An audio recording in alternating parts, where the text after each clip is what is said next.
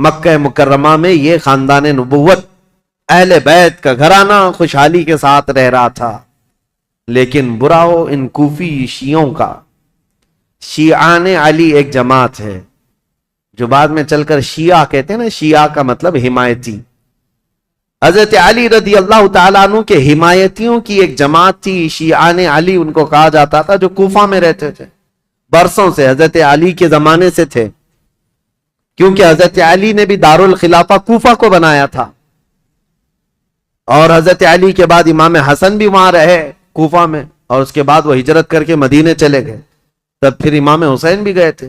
تو کوفہ والوں کا تعلق حضرت علی کے گھرانے سے پہلے سے تھا، اور امام حسین کی یہ تاریخ میں آپ کو بتاتا ہوں کہ جب امیر معاویہ یعنی حکومت کر رہے تھے، اس وقت بھی کوفہ والے امام حسین کو خط لکھ کر بلا رہے تھے کہ امیر معاویہ کو معزول کر دیتے ہیں، آپ آ جائیے۔ امام حسین نے منع کیا، کہا کہ میں پھر سے وہ عظیم جنگیں دیکھنا نہیں چاہتا ہوں جو میرے باپ کے زمانے میں ہوئی ہیں۔ تو حضرت امام حسین گئے نہیں، امیر معاویہ کے زمانے سے کوفہ والے خط لکھ رہے تھے، آپ آ جائیے۔ آپ جب امیر معاویہ کا انتقال ہو گیا اور یزید تخت خلافت پر بیٹھ گیا تو کوفہ والوں نے ایک میٹنگ کی۔ کوفہ عراق کا ایک شہر ہے، عراق میں آج بھی وہ شہر موجود ہے، اور جتنے اہل بیت سے محبت کرنے والے لوگ تھے سب جمع ہوئے اور میٹنگ کیا، اور وہ ایک شخص کے گھر میں میٹنگ ہوئی جس کا نام مسلم بن سرد بتایا گیا ہے، اور وہ شخص سارے لوگوں کو جمع کر کے کہتا ہے، دیکھو امیر معاویہ کا تو انتقال ہو گیا اور یزید بیٹا ہے، تم سب کی رائے کیا ہے؟ کیا علی کے بیٹے حسین خلافت کے سب سے زیادہ حقدار نہیں ہیں؟ کوفہ والوں نے ایک زبان ہو کر کہا، ہاں، رسول اللہ کے نواسے علی ابن ابی طالب کے بیٹے، ان سے زیادہ حقدار کون ہے؟ تو ان لوگوں نے کہا کہ ہم نے یہ سنا ہے کہ امام حسین نے بھی یزید کی بیعت کو قبول کرنے سے منع کر دیا اور وہ مدینہ چھوڑ کر مکہ جا چکے ہیں، اے لوگوں تمہارا کیا خیال ہے؟ ہم حسین ابن علی کو یہاں بلا نہ لیں؟ ہم کوفہ بلا لیتے ہیں اور یہاں بلا کر ان کی خلافت کو تسلیم کرتے ہیں، ان کے ہاتھ میں بیعت کر لیں گے، اور پھر دھیرے دھیرے پورا حجاز امام حسین کے ہاتھ پر بیعت کر لے گا، پورا عرب بیعت کر لے گا، اور یزید کو ہم اتار دیں گے تخت خلافت سے۔ تو کوفہ والے اس بات پر سب اتفاق، اور پھر سارے لوگوں نے مل کر کے خط لکھا امام حسین کے نام پر۔ عبداللہ بن صبح حمدانی نام سے ایک شخص تھا، اس کے ہاتھ میں خط دے کر بھیجے جس میں کوفہ کے بڑے رئیس اور ذمہ دار جو لوگ تھے، وہاں کے جو سردار تھے، ان کی دستخطیں تھیں، ان کی مہریں لگی ہوئی تھیں۔ یہ خط رمضان کی 10 تاریخ کو آیا، کہاں؟ مکہ مکرمہ میں۔ مکہ مکرمہ میں امام حسین کے پاس یہ خط آیا تو امام حسین نے دیکھا، اس میں یہ لکھا ہوا تھا، کوفہ والوں نے لکھا تھا، اللہ کی حمد و ثنا کے بعد، حضور کی صلاۃ و سلام کے بعد کہا امیر معاویہ کا انتقال ہو گیا، اور ان کے بعد یزید جیسا فاسق و فاجر شخص بیٹا ہے، لہذا ہم اس کی امارت اور اس کی خلافت کو نہیں تسلیم کرتے۔ اے علی کے بیٹے حسین، آپ تشریف لے آئیں، ہمارے سر پر کوئی امام نہیں ہے، آپ تشریف لائیں، ہم آپ کے ہاتھ پر بیعت کرتے ہیں۔ یہ خط کا مضمون تھا۔ امام حسین رضی اللہ تعالیٰ عنہ نے یہ حرم کعبہ میں اس خط کو پڑھا، اس کے بعد لوگوں سے پوچھا، اب سنیے، کوئی ایک شخص نے بھی اس بات پر رضامندی کا اظہار نہیں کیا؟ جو بڑے صحابہ تھے انہوں نے کہا کوفہ والوں کی بات پر کبھی یقین نہیں کیا جا سکتا، یہ غدار لوگ ہیں، دھوکہ دے دیتے ہیں، یہ غدار لوگ ہیں، دھوکہ دیتے ہیں۔ آپ کے باپ کو بھی کوفہ میں شہید کیا گیا، آپ کے بھائی کو بھی شہید کیا گیا ہے، اب آپ وہاں کیوں جانا چاہتے ہیں؟ مت جائیں، مکہ آپ کے لیے امن و امان کے ساتھ۔ حضرت امام حسین نے ان خطوط کو نظر انداز کر دیا، لیکن 2-3 دن کے بعد تقریباً 53 یا 55 لوگ کوفہ سے چل کر کے مکہ مکرمہ آئے، اور طواف کعبہ کے بعد سب امام حسین کے پاس نظر و نیاز لے کر کے آئے، اور اس کے بعد پھر خطوط لے کر آئے، کوفہ والوں کے حالات بتائے۔ امام حسین نے دوبارہ صحابہ سے مشورہ کیا کہ کیا کرنا چاہیے، تب پھر صحابہ نے وہی بات کی، کوفہ والے غدار قسم کے لوگ ہیں، طبیعت کے اندر ان کے استقامت نہیں، کسی ایک بات پر جمتے نہیں ہیں، آپ مت جائیں۔ दूसरी मर्तबा भी इमाम हुसैन सब्र करके रह गए। रमजान का महीना खत्म होने को आया, तकरीबन खतूत का सिलसिला जारी रहा, इतने कि 10,000 के करीब लोगों ने इमाम हुसैन को दावत दी और आखिर में यह दावत दी, क्या है हुसैन इब्न अली, कल क़यामत के दिन अगर अल्लाह ताला हमसे ये सवाल कर ले कि फासिक व फाजिर मुआविया के बेटे से तुमने बैत कैसे की, उसको अमीर कैसे बनाया, तो हम अल्लाह की बारगाह में क़यामत में ये जवाब देंगे, क्या है रब्बुल आलमीन, हमने तो रसूलुल्लाह के नवासे को बुलाया था मगर उन्होंने इनकार किया तो हमारे पास कोई चारा नहीं था, इसलिए हमने यजीद की बैत कर ली। ये तो इमोशनल ब्लैकमेलिंग है। बहुत सारे लोग आज हमें यूं बोलते हैं, प्रोग्राम की तारीख दे दीजिए नहीं तो पूरा इलाका देवबंदी हो जाएगा, प्रोग्राम की तारीख दे दीजिए नहीं तो यहां ऐसा हो जाए। मेरे अजीजों, तुम्हारे जिम्मे भी तो कुछ है, तुम्हारे जिम्मे भी तो कोई चीजें हैं।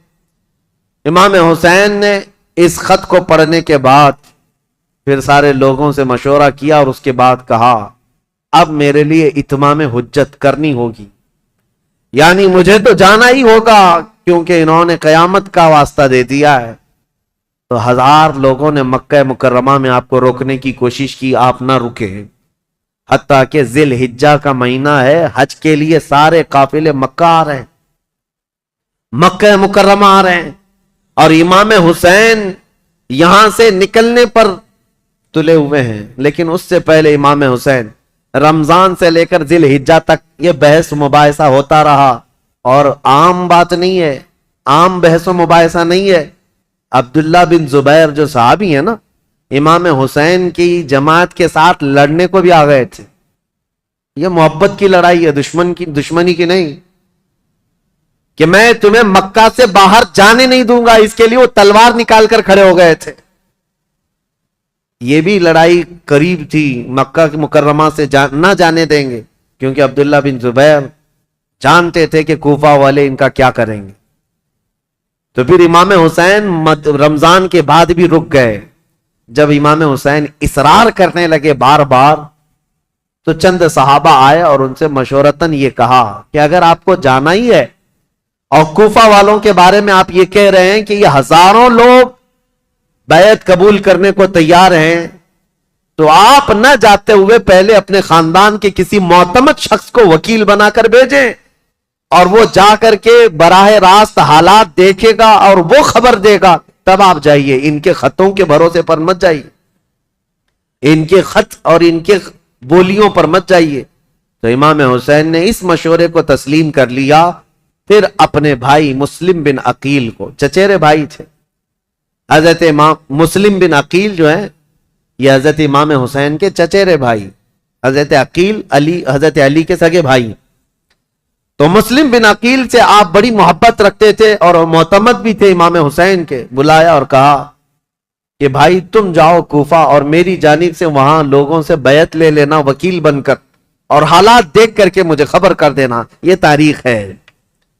एक तरफ यजीद सारी जगहों पर अपने सख्त गीर हुक्काम को नाफिज कर चुका है, बहुत जल्लाद किस्म के गवर्नरों को बिठाया हुआ है, और एक तरफ इमाम हुसैन रदी अल्लाह ताला अन्हु और उनके हामियों का ये एक तरीके से मामला चल रहा था। खिलाफत को लेकर के ये बातें चली रही थी।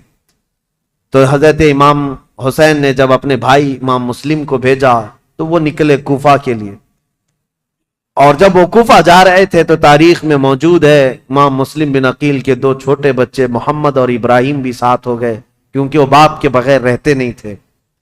इमाम मुस्लिम बिन अकील अपने 2 बच्चों के साथ कूफा के लिए रवाना हुए। जैसे ही कूफा में आए, कूफा वाले झोंक दर झोंक इमाम मुस्लिम का इस्तकबाल करते हैं, और इतनी बड़ी तादाद में इस्तकबाल किया कि तकरीबन एक ही रात में 12,000 लोग आपके हाथ पर बैत किए। 12,000 लोग इमाम मुस्लिम बिन अकील के हाथ पर इमाम हुसैन का वकील समझकर बैत किया, और जिधर देखो उधर अहले बैत का नारा, मोहब्बत अली का नारा, इमाम हुसैन की इमारत और खिलाफत का नारा।